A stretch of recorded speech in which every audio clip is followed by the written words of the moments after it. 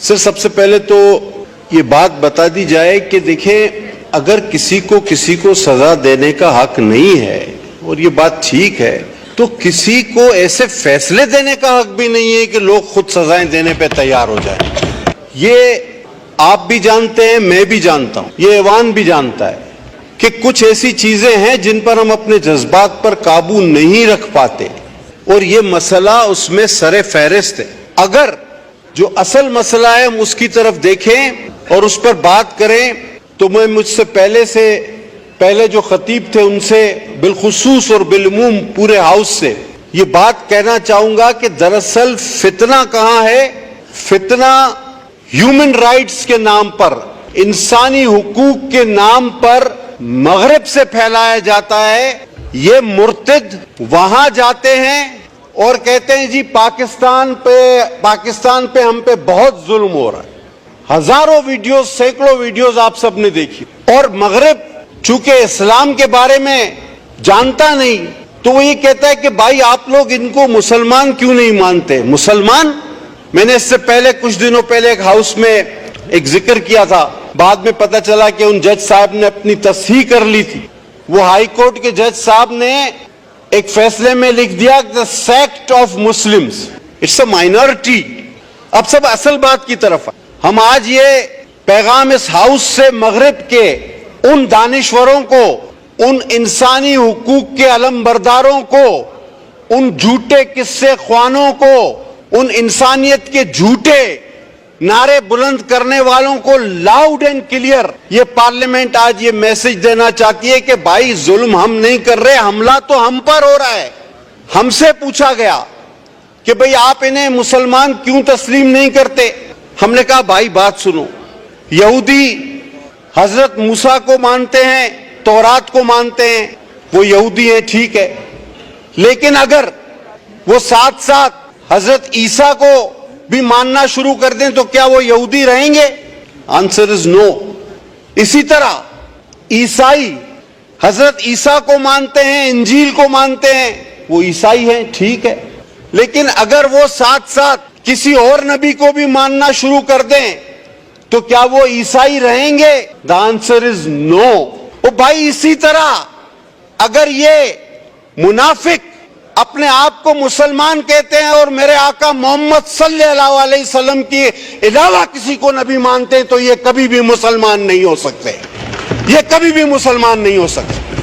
یہ تو ہم پر حملہ ہے. یہ ہمارا ٹائٹل استعمال کرتے ہیں کروڑوں میں سے 2 4 5 الگ لوگ ہو کر, اور مغرب سے کہو کہ تم انہیں سیاسی پناہیں دو, انسانی حقوق کے پرچم بلند کرو. ایک سی ڈی کی کاپی رائٹ ہو جاتی ہے کسی فلم کی تو قانون لاگو ہو جاتا ہے. کاپی رائٹ کو بہت بڑا جرم بنا کے پیش کیا جاتا ہے. آج یہ منافق اپنے آپ کو مسلمان کہتے ہیں, اپنی تحریف شدہ کتاب کو میرا قرآن کہتے ہیں, لیکن ان کو یہ کاپی رائٹ نظر نہیں آتا. ان کی آنکھوں پر پٹی بندھی ہوئی ہے. یہ لاؤڈ اینڈ کلیئر میسج ہماری طرف سے جانا چاہیے. اس مقدس ایوان نے عظیم فیصلے جو کیے ان میں سے یہ ایک عظیم ترین فیصلہ ہے, اور یہ ہمیشہ کے لیے ایک مہر ہے. میں سمجھتا ہوں جب تک ایک بھی مسلمان باقی ہے, ایک بھی کلمہ گو باقی ہے, ہرگز نہیں ہماری لاشوں پر سے یہ کام کبھی بھی نہ ڈسکس میں لائے. میں تو ہمیشہ کہتا ہوں اس کو آپ ڈسکس میں ہی نہ لائیں. یہ ختم شدہ چیپٹر ہے, یہ کلوز ہے, اس پر مہر لگ چکی ہے.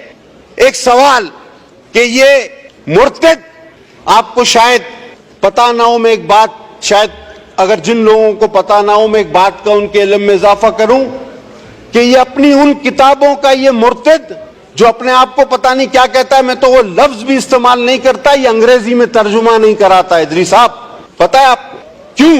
بہت کم لوگوں کو پتا ہے کہ یہ اپنی جو اس کی مرزا مرتد کی لکھی ہوئی کتابیں ہیں اس کا انگریزی میں ترجمہ نہیں کراتے, کیونکہ نعوذ باللہ نعوذ باللہ نعوذ باللہ میں دوہرا نہیں سکتا جو اس مرتد نے ان کتابوں میں دیگر انبیاء اور شہدائے کربلا جن کے اب مزارات پہ میں آغا صاحب اور شگفتہ حاضری دینے گئے, وہ شہزادے جنت کے جن کے لیے حضور صلی اللہ علیہ وسلم اپنے سجدے طویل کر دیتے تھے، تو وہاں بھی کچھ لوگ کہنے لگے کہ پتہ نہیں آپ کس فرقے سے ہو، اس فرقے سے ہو.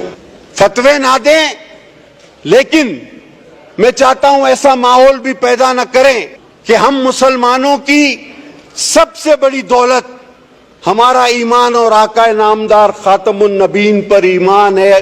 وہ خاتم النبیین ہے حضرت محمد مصطفیٰ صلی اللہ علیہ وسلم.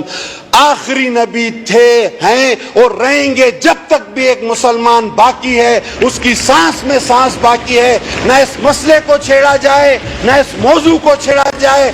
اگر پھر خون خرابہ ہوا، لاء منسٹر صاحب آپ نے بہت اچھی بات کی، لیکن ساتھ ساتھ ان ججوں کو بتائیں کہ یہ فتنہ تم پیدا کر رہے ہو، ایسے فیصلے دے کے ہم نہیں.